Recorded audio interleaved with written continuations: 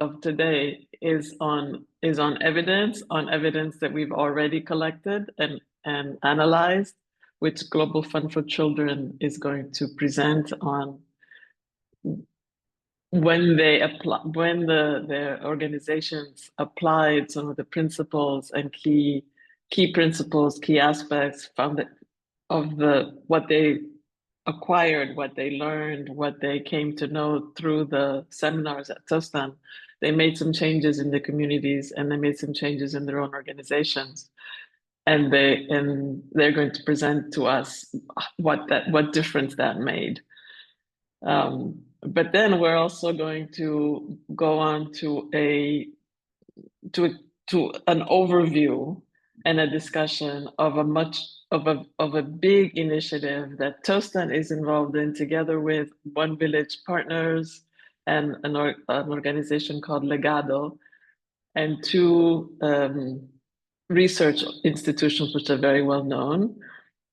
And that huge and very interesting, very exciting project is going to help to tell us all more on not only what results we get with a community-led approach that's holistic, but how those changes happen.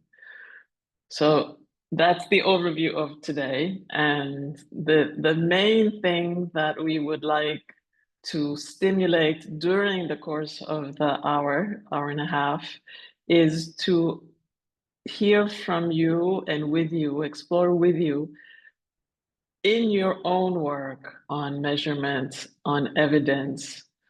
What are the key, what would you need to improve it, to make it better? What are some key questions that you have? And we will explore that and make sure that as much as possible, that will inform the work that's being planned. So I think at this point, Nana, correct me if I'm wrong, we should just pass the mic to Global Fund for Children so that they can introduce and open the discussion on the tracer studies. Yes, I think this is a good time. Remy, you have the floor. Thank you, Francesca. Thank you, Nana. Hi, everyone. My name is Remigius Iwelbi.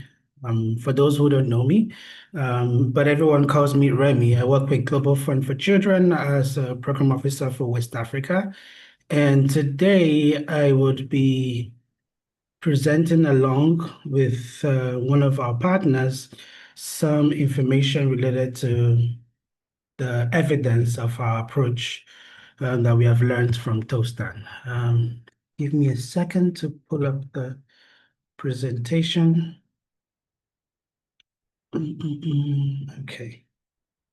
I'm not sure. I have to start this first. Okay.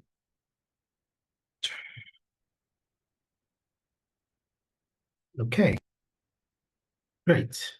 So I will be presenting along with Mustafa, but before I start the presentation, I wanted to give first a little bit of context about what has been happening and where we work.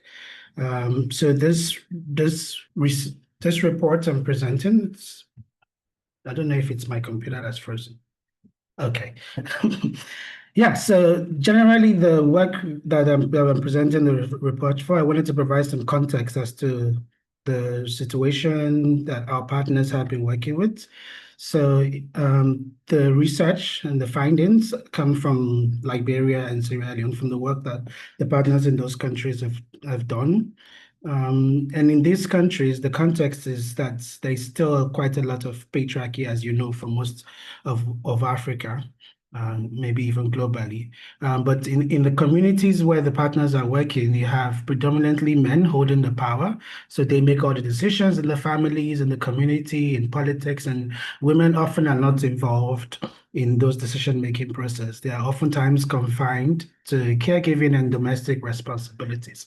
And what's even more interesting is that within these countries, there's still an alarmingly higher rates from across West Africa. Liberia and Sierra Leone often has the highest rates of violence against women and girls, with over 60% of women aged between 15 and 49 reporting to have experienced physical violence at some point in their lives, so, and still experience it.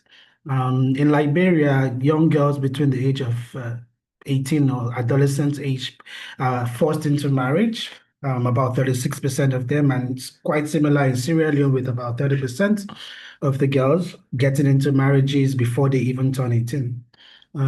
Also, the issue of FGC, as we know, it's still very much prominent in both countries, with 83% of women aged between 15 to 49 sharing that they have participated or been part of it at some point in their life. 21% of young girls aged 15 to 19 have either had a child or are currently pregnant with their first child. These are young girls at adolescent age who should not be having children. So we have children having children. And when it comes to education, you find that many girls in these countries are twice as likely to drop out of school than boys. Because many of the time you hear in communities that the girls have more childcare role or household responsibilities to manage. So when there are any constraints or any issues, they are always the first to be taken out of school and in favor of more boys. So this is the context that's still currently happening across these countries. And so for Global Fund for Children, we wanted to work around these issues in our Gender Justice Initiative in West Africa, focusing on Liberia and Sierra Leone. So since 2020, Global Fund for Children has been supporting a network of community-based organizations, our partners, to explore innovative approaches to address these problems. There are several different initiatives that are working on the same issues, but with very limited successes. So we were very particular about doing things differently and trying to address the problem at the root. And so we got to learn about Tostan during that period, and we sponsored 12 individuals, including our partner organizations, community leaders from Liberia and Sierra Leone, and some of our team members to attend the seminar with Tostan. That was in March to April in 2021. And so afterwards, we supported our partners by providing tailored mentorship support to help them pilot what they had learned from Toaster and integrating the principles of the community-led model and the program that Toaster runs in the targeted communities where they were working.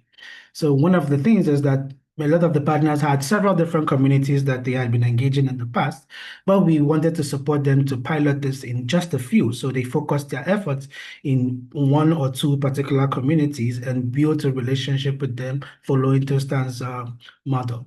Then after 2 years, after 2 years of doing this pilot, we supported the partners to also conduct qualitative learning research to go back to the community and see what has changed, what has been the tangible outcome, what is the evidence to see if this approach and this change has achieved any impact, to be able to document the results that came out of this community-driven engagement and in implementing the principles that they learned from the seminar. And so the methodology that was adopted for this research is that the partners, they had a participatory research method where the representatives of the community were the ones who were the target groups for the research. And so the communities that they worked in, there's 6 communities. We will talk more about them later on. But they majorly focused on 2 methods, so which is the focus group discussions, where they had separate focus group discussions with different members of the community. So they had groups with women, groups with men, adolescent girls and boys, the youth, the community leaders, and other members of the community management committee in separate focus groups with each group, such that you could bring the different perspectives from all of these different groups and be able to get a general overview of how they are seeing the changes and reflections of what is changing in their community. They also had key informant interviews where they spoke with prominent members of the community from these different demographic groups as well. So women, men, adolescents, and the rest of them. And that was the method. And then afterwards, we consolidated the findings from all of this data collection and compiled that into the report, looking at the general themes of what the groups are sharing and what was more relevant. And to present the findings, I would like to show a video. It's going to be a very short video because I think the video actually conveys the message better than I could ever explain in words. But it's going to be just a very short, maybe 5 minutes video. So I beg you to please pay attention. I hope that the audio and the visuals will be clear. Okay. I can see the chats so much.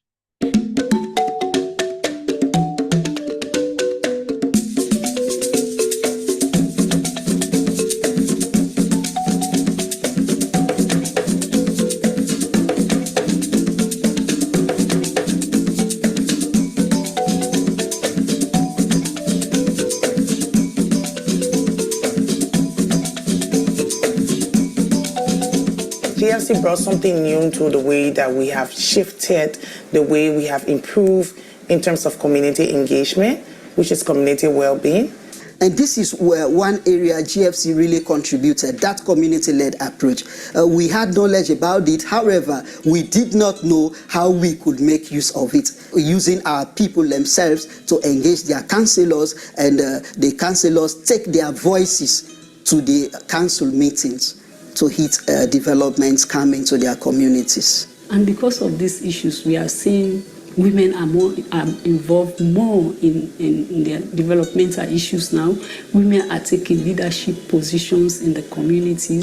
We are seeing men supporting their women, especially in taking care of the home, and they are supporting their wives to take income-generating roles so that they can have money also to help and for them also to feel respected.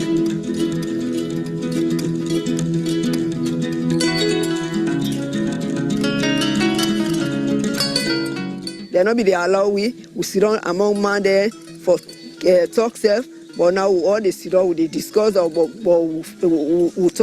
we community what we for do what they go before. All they sit down now they discuss about Andy. Community jomo he na tawuro munyanga ma. Beva waves ni to ati hungenga ke munyanga be right lo mo oti awuro mu ma. Right now, our voices are not being heard by the elder.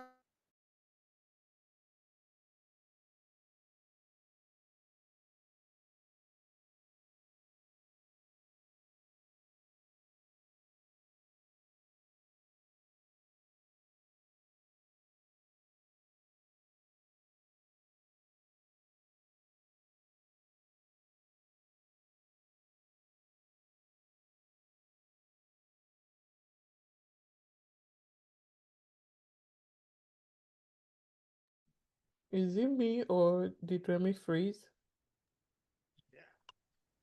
I guess. I was wondering as well. Okay. I thought it was only me. I think Remy has an internet problem. Yes, I think so. I think so. Mustafa, is there any way you can finish up for him? So definitely, yeah, that was a great documentary. So I was in the midst of. Oh, he's back. You are back. Do you want to continue the sharing, Remy? I'm Yes. sorry, everyone. Electricity is a real issue. I lost power and then got disconnected. Oh, one of the challenges of this work. Yep. Okay, so yes, you can continue with the slide, or do you want me to? Yes, please just go straight, and the power is back. Okay. All right. So yeah, as you we're watching the video. I guess you guys, we are very impressed with what the community people are saying and what the organizations who have implemented the community-led approach are saying as a way, as a form of testimony, sharing how effective the community-led approach is, and how it has impacted communities and the very organizations. And so we will definitely leave the link in the comment section so you can click and watch the full documentary. It's quite an inspiring documentary collected. And by the way, it was done by me. And so I was able to learn from, other implementing organizations who implemented the community-led approach in Liberia, in Sierra Leone. And so I was privileged to step in those communities and to learn from the people. What is happening, the reality is more than what you can see in a video, trust me. And so, which means community-led approach is quite an effective approach that is changing community fastly. So before I go into the result, explaining this, when we say community-led approach, most of the time we actually think it actually only benefits community. But Toast and Seminar does not only benefit the communities we work in, but organizations. We were opportune for the deepening learning in Senegal to interact with Molly. Molly shared something and I was amazed. She said, most of the time they don't get to agree with funders who come in with fund and tell them this is what you should do and that is what you should do. And that they challenge them respectfully and tell them, hey, look, this cannot work. We don't feel this can work in our context.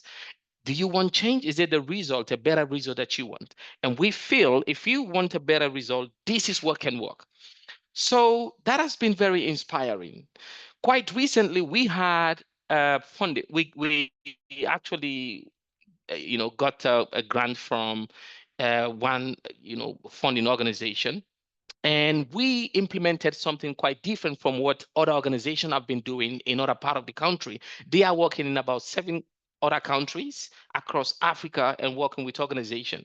And when we got that opportunity, we changed the whole thing. We said, no, we're not operating this way because we know our context. We believe this cannot work. And we actually gained that from Toastan. Before now, we actually thought funders would come in and dictate to us, you have to do A, B, C, D, and so we think that would not work in our context.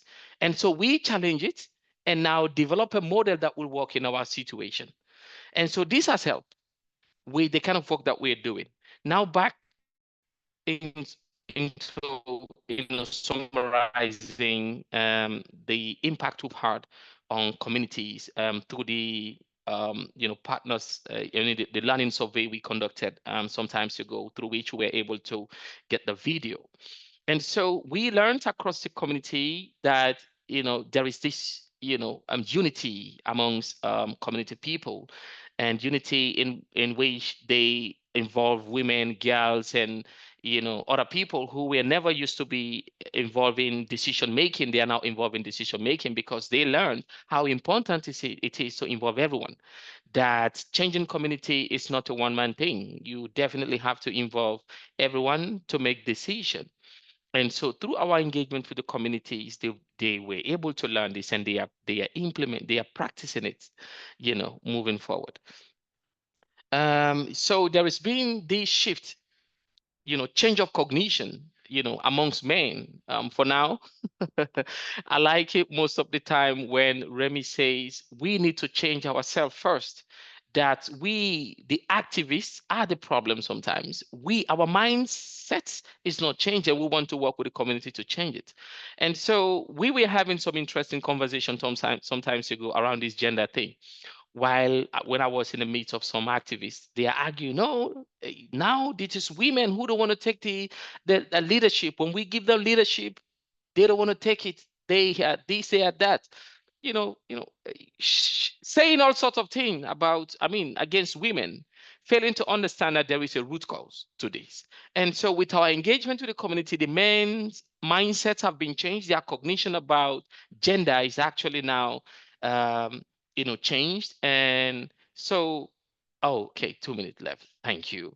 And so, what they bring home is, a kind of, behavioral change where the young boys get to learn that there is no specific kind of role and responsibility based on gender. So we have seen this across the community, and now they engage into, some sort of job that used to be female job, and so of course, communities are now leading. You saw that in the video. Women are now leading in the community. They are now participating in community activities, and they are now outspoken and they speak in public. So this actually means their leadership, skill have changed over the past through our intervention in those community. And as you can see, of course, there has been reduction in gender-based violence as a result of our engagement and our work with the community. And so community now prioritize their children's education. They now invest in their children's education, particularly the education of the girl child. And in most of the community, we now see communities investing in construction of schools. In a couple of those communities, if you had gone further in the video documentary, you will see the schools that have been constructed by the community. And so we now have structured structures in place, like the community management committee, who will continue, building on the changes that have been made in the community moving forward.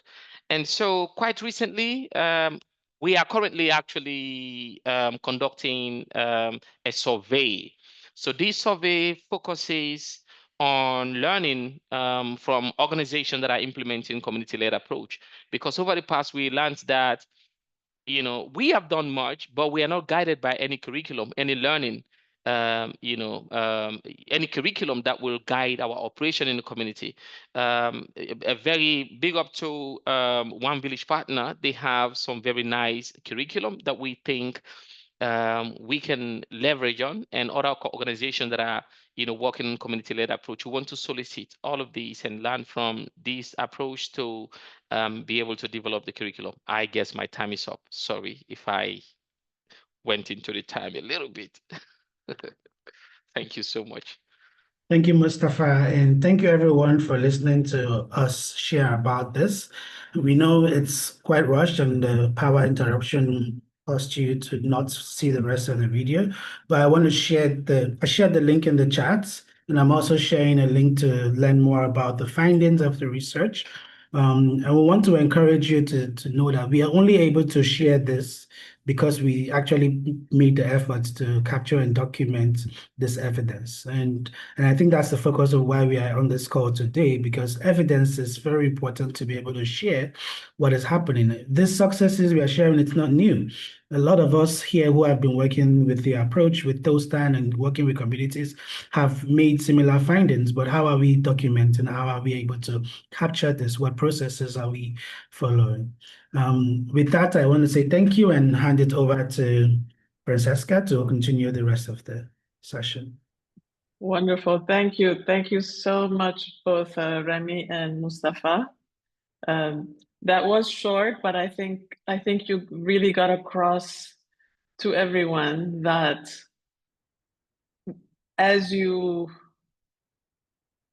organizations that Global Fund for Children support, the grassroots organizations, as they were implementing on the ground some of the key principles, the fundamental principles, the key aspects of what they learned of the programming approach, the community-led development approach, and they applied, the communities made faster, more effective, more sustained improvements to their well-being. And the women engaged much more, and it was more inclusive. There were all these changes that happened, all these improvements that happened by applying the what is really our understanding of a common approach of community-led development.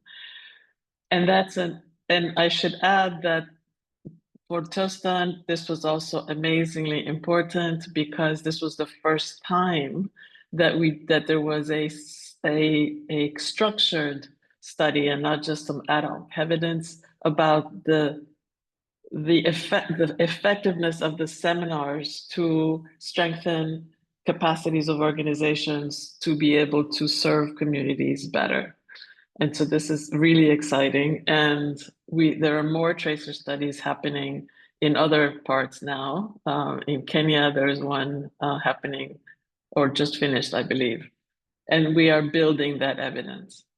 But now to transition to the second part of this call, we are not only building evidence that enables us also as practitioners to do our work better, serve communities better, and as Mustafa, or I think it was maybe Remy said, also to engage with funders who are a bit removed from the ground and to be more convincing in letting them know that we follow a certain approach for reasons and we get the results. And we're continuing to build evidence also for that.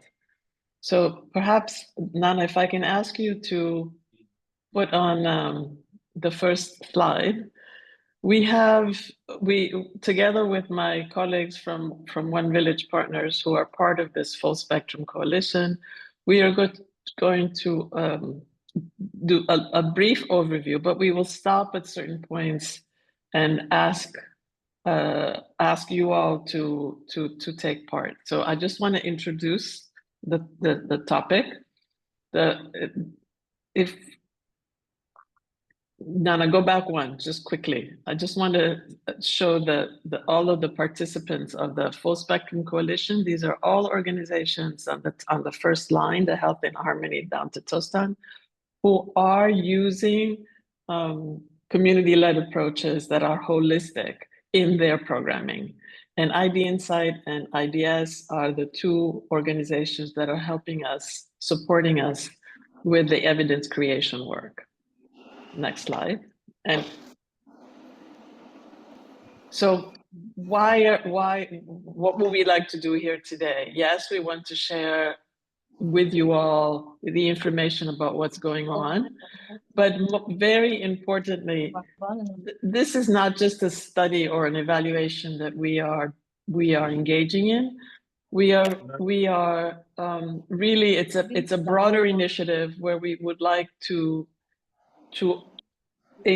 bring in both the practitioners, communities, and funders to be part of the discussion, to influence and to guide us on making sure that we are asking the most relevant research questions that we reflect together as we are starting to generate some of the evidence, and that there is continued engagement throughout. And so today's call is really just the beginning of what we hope will be a multi-year conversation.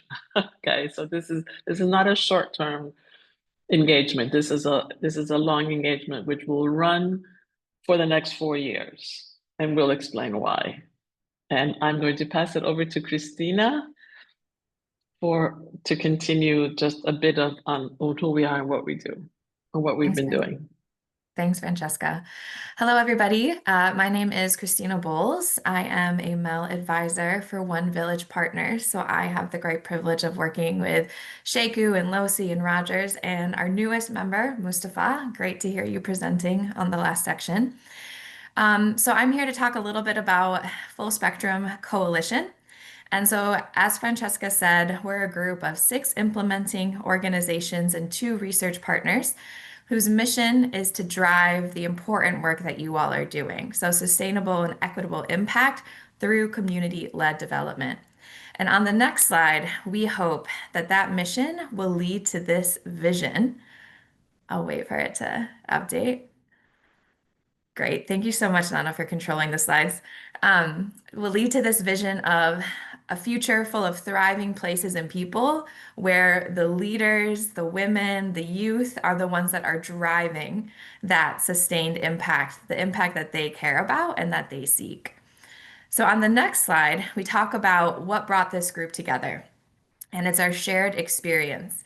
And so these organizations, we work in different parts of the world, we work in different focus areas like conservation or gender. But the thing that brings us together is that we're all doing work that we would define as community-led, that is inclusive and is holistic. So throughout the presentation, you'll see this acronym HCLD. That stands for Holistic Community-Led Development. That was the first time I heard the H in front of the CLD, so I just wanted to share it with you all in case it was new. But on the next slide, it talks a little bit more about our shared experiences. And so it's one thing to say that your program is doing community-led development. As we know, as you all know best as practitioners, the label and the actual work sometimes don't always match. But what is lovely about the groups in this coalition is that when you dig down into the work that we're doing, it does match. And so our work does bring out existing strengths and capabilities of partner communities. The goal is around social transformation and changing of governance to be more inclusive. And through the projects that are implemented, we see real changes in human development outcomes and well-being, all towards this overarching goal of, interconnected outcomes and social transformation. So this is our first pause. Sorry, if you could just go back one slide. Looking at these shared experiences, I wanted to ask you all, this is my first time in the community of practice, so I'm still learning the organizations that you work for. What stands out to you about, you say, yes, I see the work that I do in this shared experience. What are the things that you could maybe relate to in these organizations and the way that we talk about our work? I'm going to open up the chat, but also feel free to come off mute. We want this to be participatory.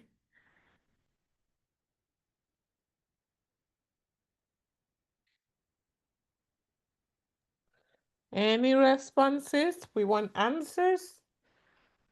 Mr. Caller, any feedback, or do you want her to repeat the question? Yeah, maybe I'll repeat it in a slightly different wording, which is, as you look at these 5 points, which we have identified as points that are common to the organizations that are part of this coalition and are common to what we've defined, what we're calling the holistic community-led development. Do you see yourself in these 5 points? Are there some that you feel that relate to your work more than others? Are there some that you feel really strongly about that you feel that need to be brought out more? What as you relate these 5 points to your programming, what comes through your head? Just open, the open-ended question.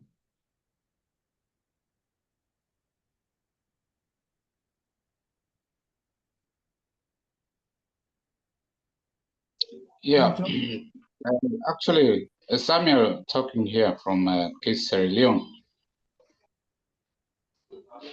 Go ahead, Samuel. Yeah, these points are actually good, I think all of the points are in the spirit of the CLA. And I think for CASE, we actually emphasize inclusivity,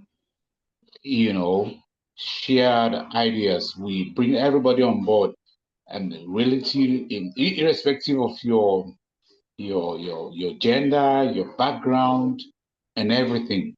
It is all about inclusivity, and we ensure that it is within our framework and our mandate with the communities. And it also goes around social transformation. It transforms the entire society in as much as you bring everybody on board within the community, men, women, girls, the aged, those that are less privileged, everybody on board, the handicap and all of that, brings the whole transformation within the society. And it all goes around including everybody on board.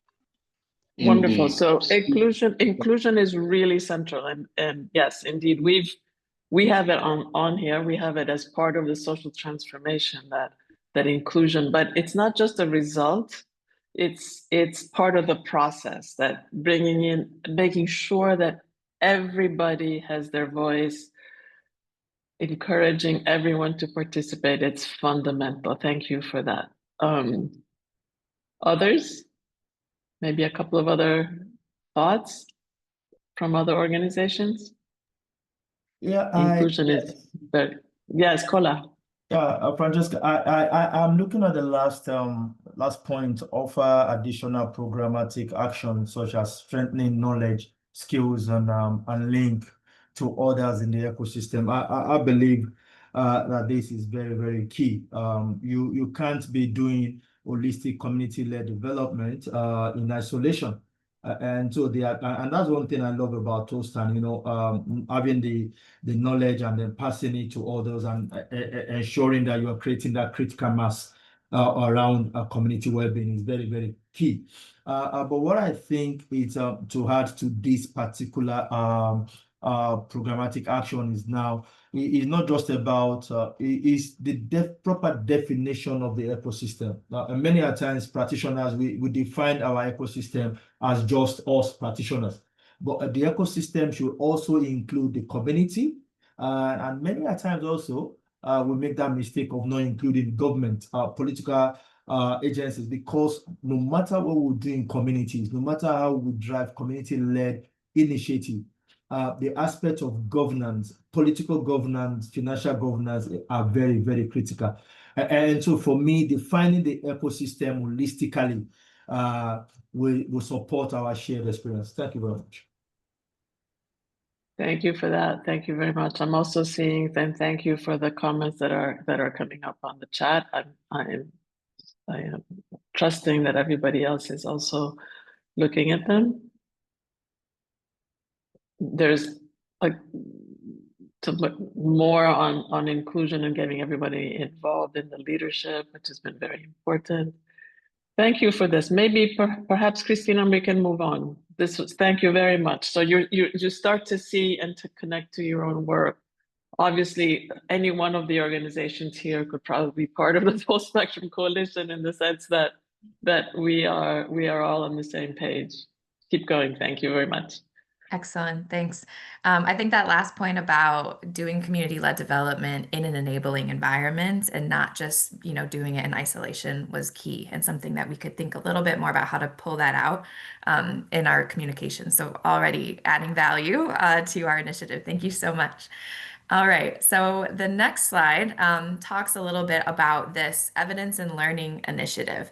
And so the next slide talks through why and what we wanted to do here. So this is a subset of 3 of the 6 implementing partners, Legato, One Village Partners, and Tostan, as well as 2 institutional research partners, ID Insight and Institute of Development Studies.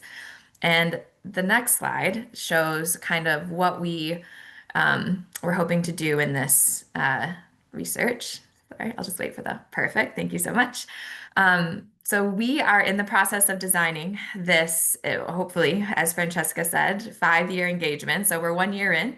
And the goals of this really at a high level are to generate new understanding about the impact of holistic community-led development, but more importantly to me as an evaluator about how community-led development happens and what is the secret sauce of how community-led development is facilitated. So thinking through what are the things that make you all as practitioners good at your jobs. We would love to have evidence and research that puts that in writing so that we can share it out with other implementers, with other funders in order to expand the implementation of holistic community-led development. So this research study is not just about going into communities and taking out data. We really want to use it to create and share essential resources for a few different audience groups, which will be on the next slide. And just to give you a little bit of an overview of the study, the 3 organizations, we work in different locations. So it'll be Sierra Leone, Kenya, and Senegal. And right now it's around about 100,000 people that will be living in the communities that will be a part of the study. We can go to the next slide. Thanks so much. So the sharing and exchange, the key goals of this work. Number 1, communities are at the center. So we want to learn with and from communities. The other 3 groups are the folks that we want to support and advocate to. So the first one that you'll see there circled is around practitioners, you all. We want to be building tools, learning from you about, and then also once we have a product, disseminate it to both community-led development practitioners and non-CLD practitioners to kind of say, hey, have you thought about doing work this way? And so that we really want to do this in the goal of strengthening the practice of holistic community-led development. The other two groups that we're hoping to work with are around funders and researchers. We would love to divert more funds towards holistic community-led development and also be engaging with researchers to really understand and to help them expand their definition of evidence, as we started out at the beginning of the call, and to make it fit to the type of work that we do. The next slide, please. Excellent. So these are our key goals of the learning agenda, which I kind of spoke about a little bit. So I think the next slide on the research questions is the one I'd really love to keep up and ask your opinion on.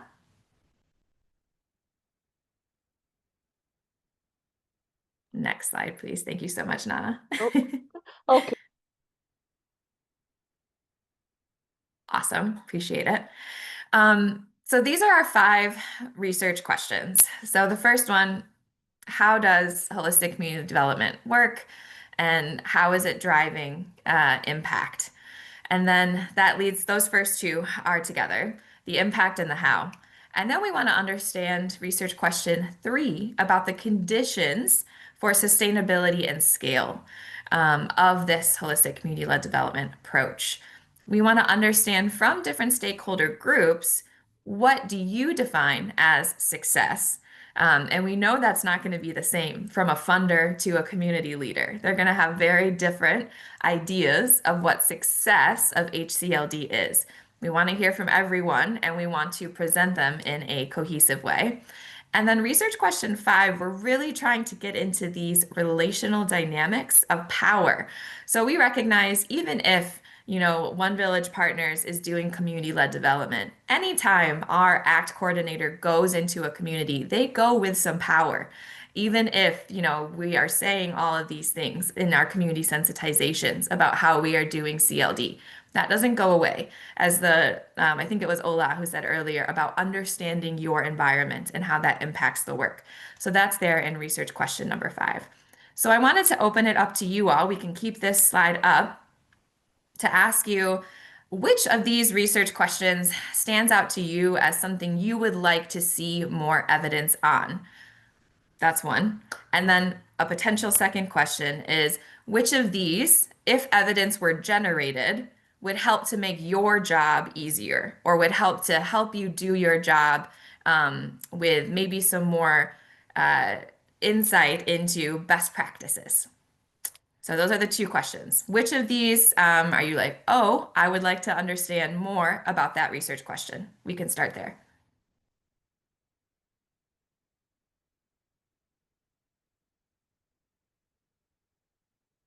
And I recognize there's a lot of very academic terms in these. So if you maybe we'll just leave like one minute of silence for people to be able to sort of read them through. And then I will invite contributions. Hello? Yes, go ahead, Samuel. Yes, I am interested in the RQ3, this issue around sustainability and scale. Because many a time, especially for organizations, that are out in the communities, the issue around sustainability is very, very key, and it is a problem out.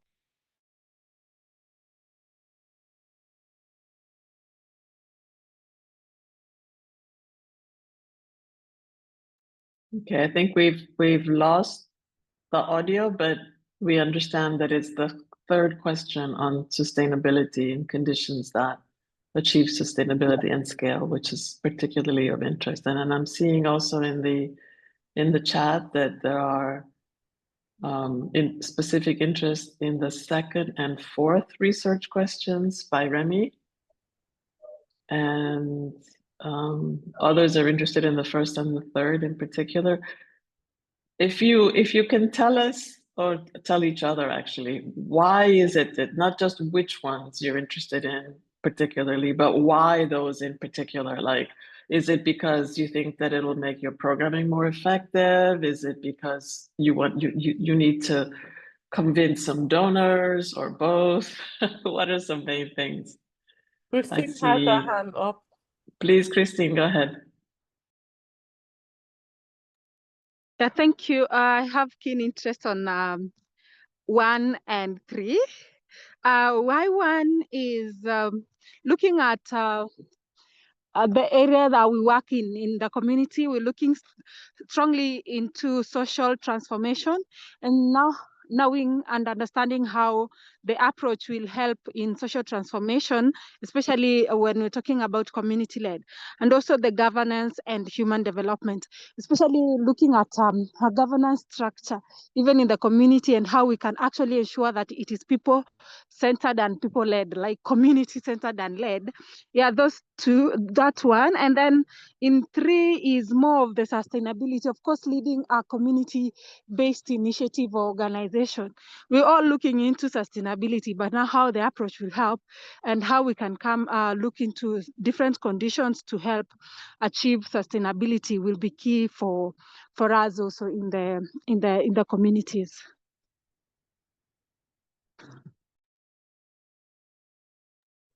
Perfect. And I think I'm seeing also in the chat, there's a lot of emphasis on the first, second, and third question. And not surprisingly, they are the first, second, and third. They're the top questions. In many ways, they're the overarching questions. And we also felt the same as we were defining these. Other hands? I'm not seeing all the hands. Nana, are there other hands up? Or please, other hands go up.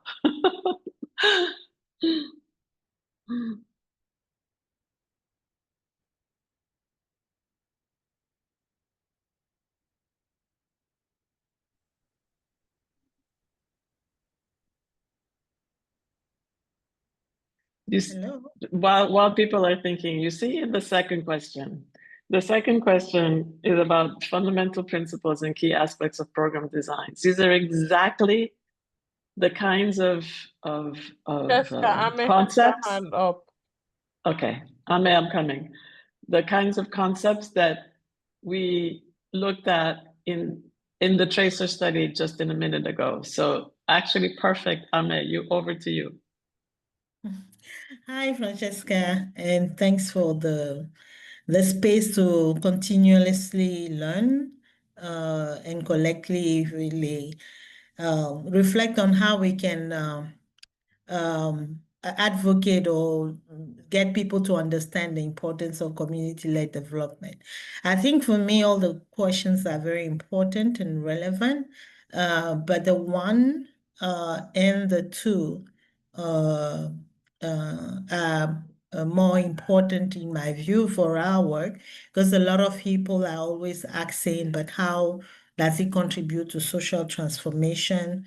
And then the governance and human development. And I think highlighting it and having evidence on why, especially putting emphasis on the social transformation is important. And also the sustainability part. I mean, we have seen how just changing the way our partners work from it's not about me, I am a facilitator, I'm supporting this community to reflect on its own development, how it leads to sustainability, changes that happen within a year. And we are here always talking about, oh, how do we sustain? And I think the question comes from the fact that we always thinking about funding to sustain ourselves, not really to sustain, to help the community sustain their own work that they are doing. So maybe there's also a shift And how do we think and talk about sustainability in terms of the communities leading their own change? And I guess the fear is that I'll become redundant. And I need to really keep my focus on me working. And we really have to challenge ourselves on some of these questions. That if the communities are up and running and doing their own thing, well, there are other communities that you can go to. You don't have to cling to one community. But there are the things that we really need to be open and honest with ourselves about some of these issues. We are not really reflecting in terms of the community, but reflecting about ourselves, and that's selfishness. We really are not working to help the communities, but rather to keep on having funding for ourselves. But the funding we're talking about here is how do we expand, because there's so much more to do. So I don't think in 100 years we'll become irrelevant. We'll still be relevant, but let's think about how we really promote the right thing. Thank you. Thank you, Amen. I think in the work that the wonderful work that Global Fund for Children did, one of the things that you really emphasized is what you were just talking about, and that the sustainability is the sustainability of the strengthening of the communities to be able to achieve their results according to their priorities, their values, etc. Right? So it's sustainability in that sense, and that was in some cases an important shift of perspective. So thank you very much. And that's the way we're thinking about it also. It's not sustainability for the organization that's implementing the work and to have more resources, but it's really how does the changes that happen within the communities really create conditions that are new conditions where they can continue to improve their lives. Absolutely. Are there other hands up before we move on? Maybe we can before we move on to the next slide though, Nana, I just wanted to give a quick, really practical explanation of how this whole initiative is being thought through. Where did it come from in a way?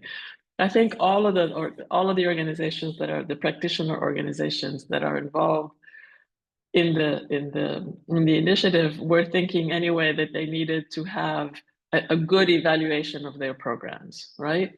But as we came together, we thought, but wait, we have many similarities in the way that we are working with the community. So we have a common approach, and it's the one that we defined a few slides ago. So rather than just each of us doing an evaluation, what if we defined clearly that common approach? We defined clearly, using also a lot of the evaluation frameworks that we already have, how to best evaluate that approach in participatory ways, etc. And we applied that methodology, not just to one of our programs, but to all 3 of our programs.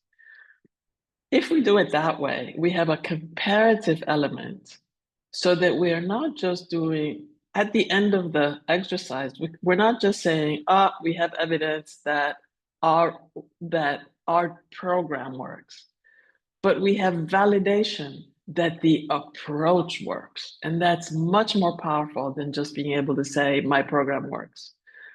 We can say, we have an approach that works across different contexts, different realities, different types of organizations that are using a common approach, and we're validating the approach. So this is really what we're trying to do, and thinking that it's much more powerful for the community at large, for the development community at large, than just coming up and saying the Tostan program works, or the One Village Partner program works, or the Legado program works. That's important, and we will come up with that. But much more powerful, we'll come up with evidence, validation of the overall holistic community-led development approach. Are there questions on that before we move on? Questions or comments?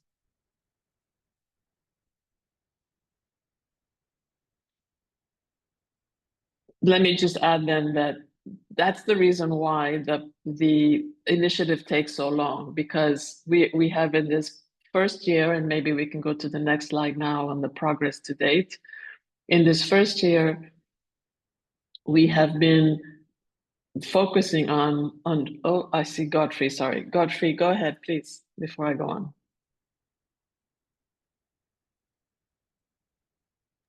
Oh, thank you, Francesca. Thank you very much. I just wanted to share, just based on the research questions, I just want to share what is happening now. As you already mentioned, in Kenya, we have an ongoing tracer study with, in partnership with Safe Engage Foundation. And guess what?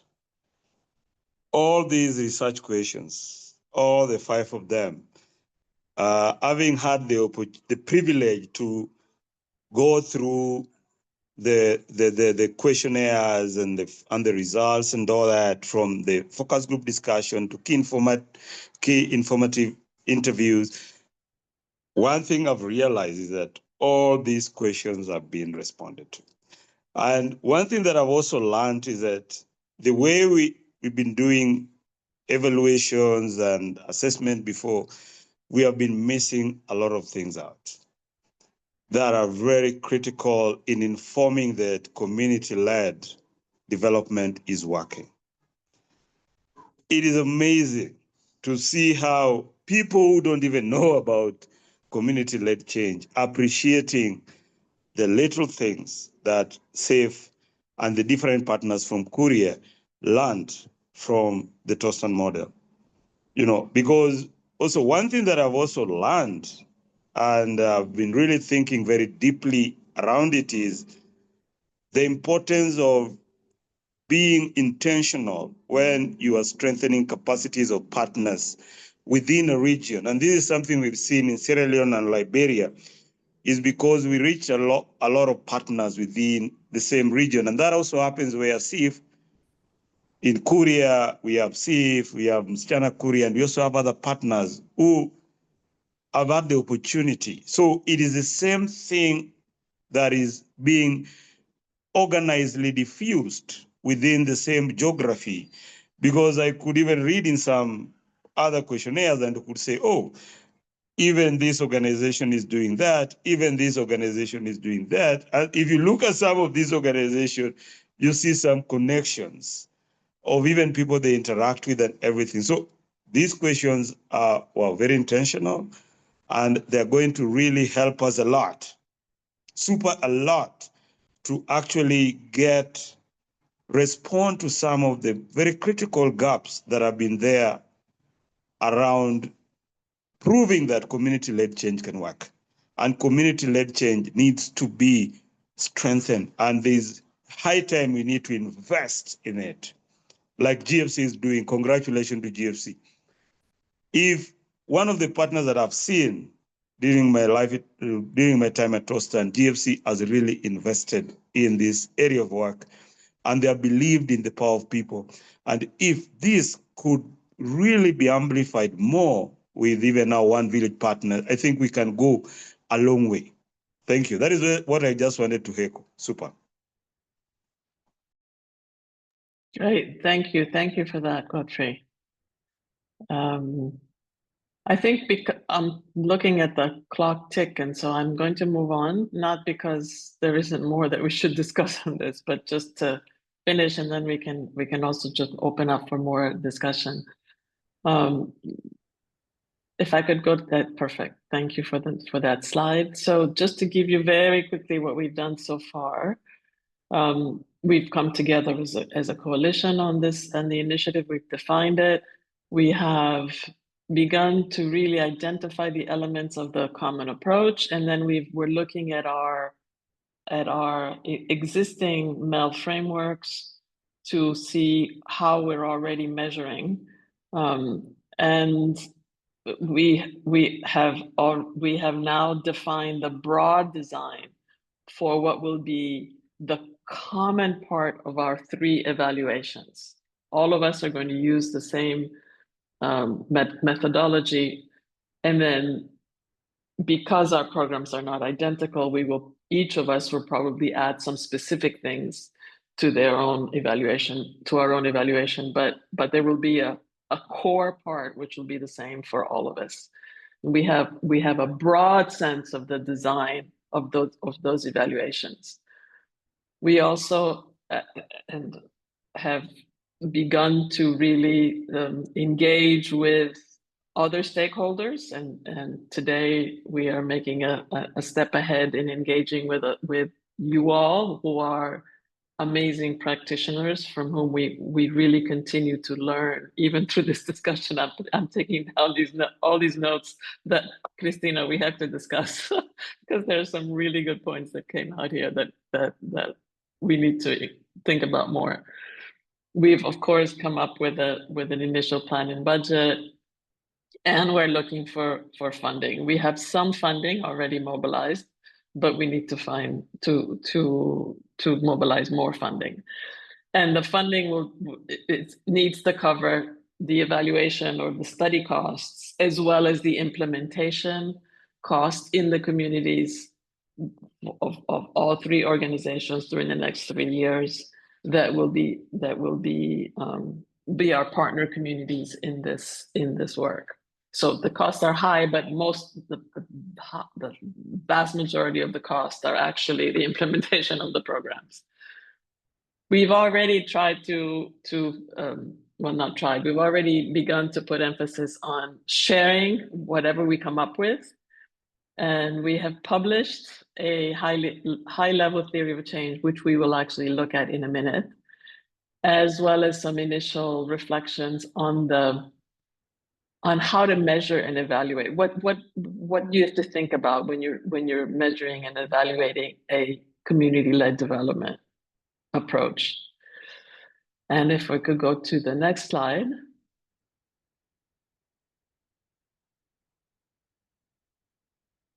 This is the high-level theory of change which we have published, which we all connect to.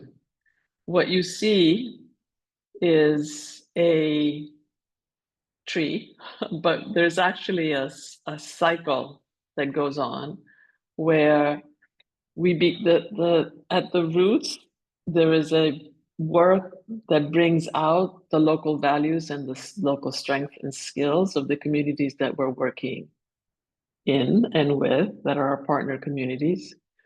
The trunk, which is very important, is it's the social transformation, the improvements in the way people interact with each other individually and collectively, with more inclusion and the things that we talked about earlier, and also good governance with more application of democratic principles, which also, of course, include everybody and is respectful. And then after the trunk, we have the leaves, which are the behaviors and the roles which become more aligned with the values and the collective vision of well-being. Beyond the leaves, you have flowers and pollen, which go taken by the wind and by the bees and by whatever. They go spread to other communities, as well as then ultimately you have concrete fruits, which are the human development outcomes, which can be and are typically in the areas of health, of education, of decreases in violence, of just in general, all the various improvements in well-being. So what you see is overall that individuals, groups, and environments thrive thanks to this. The process continues because as they learn and as they generate fruits, they open up new opportunities and can continue to deepen their social transformation, their governance, and so on, and further sustain and do even more. And they have the reinforced capacities to do it all, which is the sustainability key. Christina has just put a link in the chat so that you can see more information on this. Now, but the question that I have is just to open it up a moment. As you look at this theory of change, which puts emphasis on local values and strengths and skills and a local vision, on social transformation and governance, on the changes that happen in behaviors and roles, including the gender roles, on the diffusion from individuals to other individuals, from communities to other communities, and on the overall outcomes of well-being. We mentioned this earlier that others see this, relate to this, but if there are any of you who want to share with us how you see this theory of change and how it relates to your own theory of change. But maybe before doing that, I will just quickly show you, we will just quickly present how it relates to the Tostan theory of change and to the OVP specific theory of change. If we could go to the next slide. And here you have on the left-hand side, the Tostan one, which in the circles, the purple circles, you have the emphasis on good governance, social transformation, and then the interaction of all of that, making the conditions for the human development report outcomes. And over to OVP or errors. Yeah, so for us One Village partners, how best we connect with the full spectrum theory of change. As you can see, both theory of change are all grounded with the idea that real transformation starts with the people, their values, their skills, and their collective power to drive sustainable change. As you can see, we have our inclusive leadership. Why the One Village partner actually brings the same vision to life in the rural communities. We do this by building inclusive leadership, strengthening participation, and helping communities design and manage their own development projects. So, in essence, I can say... sorry, go ahead. Okay, in essence, I can say OVP actually helps cultivate the route, I can say, according to the route that allows the full spectrum broader outcomes to grow. And through our meal system, we ensure a continuous learning system wherein every success feeds into the next cycle of our progress. Together, these two approaches, the full spectrum and details of the One Village partner theory of change, how can I say, can unify a change wherein we empower communities to lead resilience, inclusive, and sustainable development across their communities. Perfect. So, as you see, in both of our organizational theories of change, as well as in the overall now common high-level theory of change, there's a huge emphasis on catalyzing a social process, and that social process of social transformation and good governance is essential to reach the human development outcomes that many of our donors are looking to reach.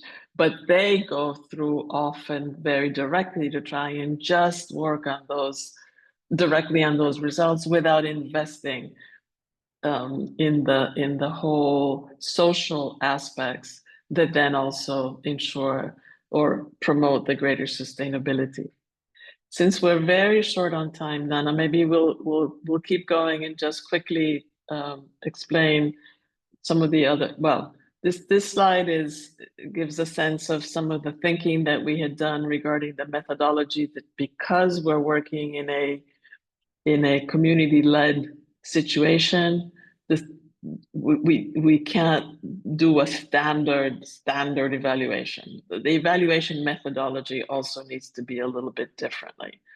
And I invite you to read the blogs you'll see the links. They're in the presentation, which I'm sure will be shared. And they're only 3 pages each. They're 2 blogs, and I just invite you to read them because we don't really have a lot of time to go through them. But especially the people who work on M&E, I think you'll be interested in the initial reflections.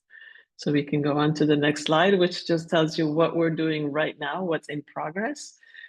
We are refining the theory design by first looking at data that we already have and analyzing data from our past programming periods.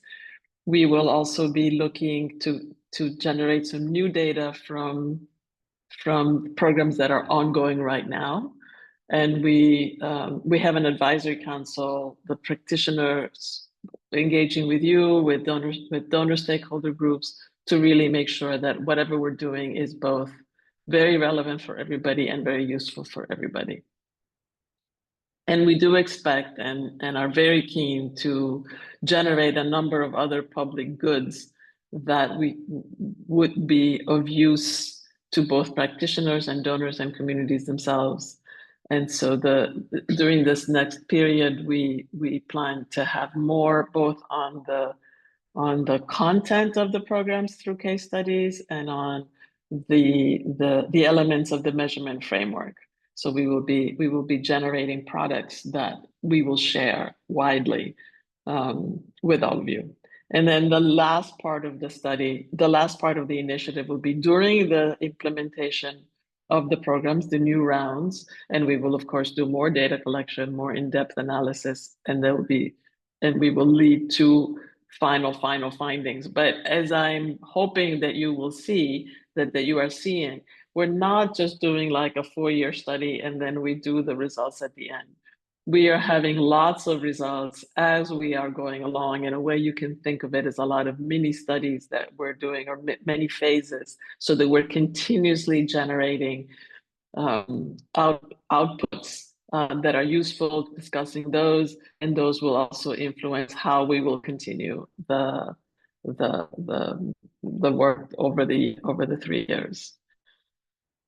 And so we now have I don't know how much time we have left. I think we only have a couple of minutes, but since we started late, maybe we can go over maybe 4 or 5 minutes if everybody's okay with that. And looking at because we really would like to hear from you more and on in what way all of this could be helpful for you. If there are things specifically that you would want us to work on that would be helpful for you, that we should focus on. And again, this is not just a one time. This is just an overview initially, and we plan to have other calls that will specifically look at things that you bring out as being really essential for your work. And so over to Nana. Thank you very much, Francesca. I was wondering, can we frame this question as what tools would you like to see? What tools would you like to see? What tools will help your work? What would you need if you want to do work like this? What tools would you like to see? Please unmute yourself, use the chat, because this is the whole capacity building. This is the whole tool support. What would you like to see?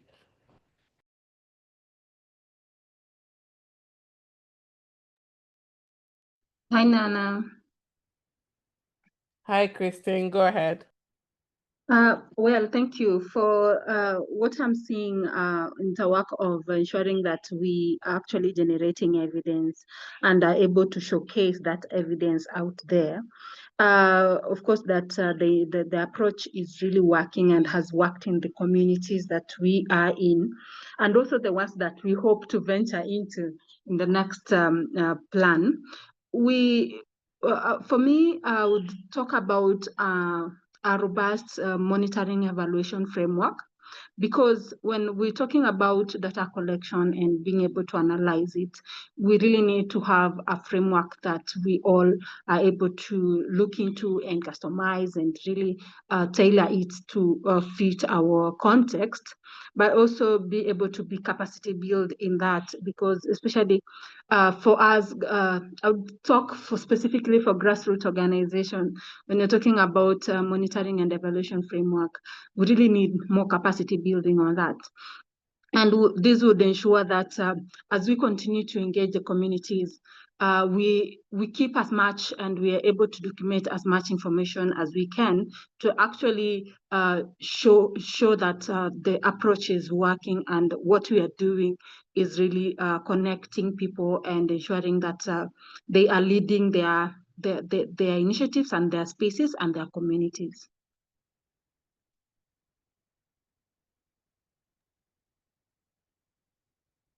Thank you, Christine. That was very clear, and we are aligned. We're totally aligned. Yes. Hajia Mariam, welcome. Any thoughts?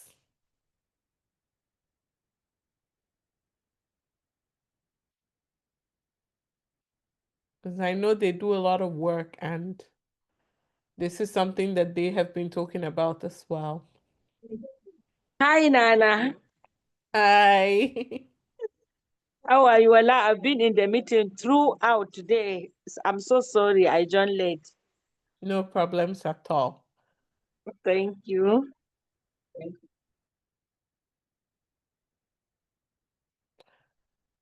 Okay, Francesca, over to you. Well, I want to thank everybody for this initial contact that you allowed us to have with you.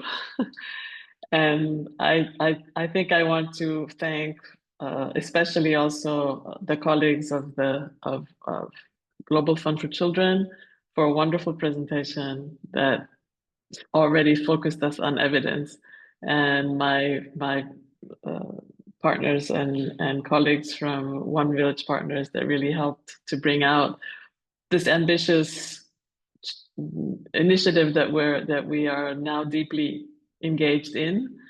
And again, to emphasize, this is only a first overview of what we have begun, and we really look forward to your further reflections, and maybe with Nana, don't hesitate to connect with her on some of these questions, what it is that you're particularly interested in, and we would be more than happy to work with you to organize future calls now and over the future years, even months and years, to continue to go deeper and deeper. And as we are generating evidence, also share that and see how even application of what you're doing and what Godfrey was also saying before, how we can diffuse this, how we can bring it into the seminars, how we can make all of the common understanding get out there further. So thank you so much. This has been wonderful. I really enjoyed personally, professionally, being with you for the last hour and a half. It's been wonderful. Awesome. Thank you. Thank you so much, Francesca. Thank you, Christina. This has been excellent. This has been amazing, honestly. Thank you. And if you want more information, send an email to me. You all know my email. I will be sharing the slides. I've been getting a lot of questions on the side. So to be honest, these questions could have been in the open. I mean, so yes, I will share the slide. I would respond to your emails. Yes, I will connect you to Christina and Francesca. And yes, the coalition is very open to new members. So yeah, the goal is to support, Yeah, can I just on that, on new membership and so on, one of the things that the coalition is trying to come up with a good way of doing is bringing it in as many organizations as possible. So I think many of you have heard of Gannon Gillespie, who was also supporting our work here. And we are exploring how to come up with a group of allies. Allies, we're all working together in a way for those connections to be very timely. And so there definitely are opportunities to join and be part of other the normal activities of the coalition, and in particular of this learning initiative, which is right now the biggest activity in which the coalition is engaging. So absolutely welcome. Thank you, everyone. Thank you so much. And thank you for the extra time. We're really, really grateful. I know. Really, really grateful. And I mean, this has been a lot. I'm very, very happy that you took time to be here. And I'm going to show my very wonderful face again. Can we take a picture? You know how we do it, Let's take a really nice, beautiful picture. Can I see your faces? Everyone who had patience to stick with us. Hello. Hello, everyone. It's so nice to see your faces. Haja Mariam, I haven't seen your face this quarter. So hi. Oh, you are enjoying the sun. Can you see me?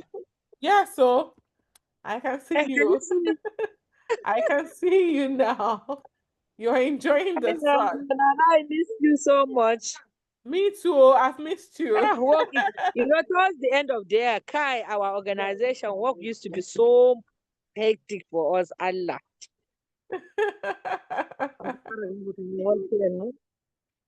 Oh my God. Thank you. Thank you. I've taken a nice picture that will attach to what I send out to everyone. Like I said, feel free to reach out to me at any time and I can give you more questions. And if you ever want resources from the work that we've done in the past with GFC, the work that we're doing with Safe Engage Foundation, please reach out. The goal is to share. The goal is to be as supportive as we can. So please, always reach out to me. And thank you to all the people who bother and send me messages and reply my emails. I'm really grateful to you all. Thank you and have a beautiful, beautiful rest of your day. Bye.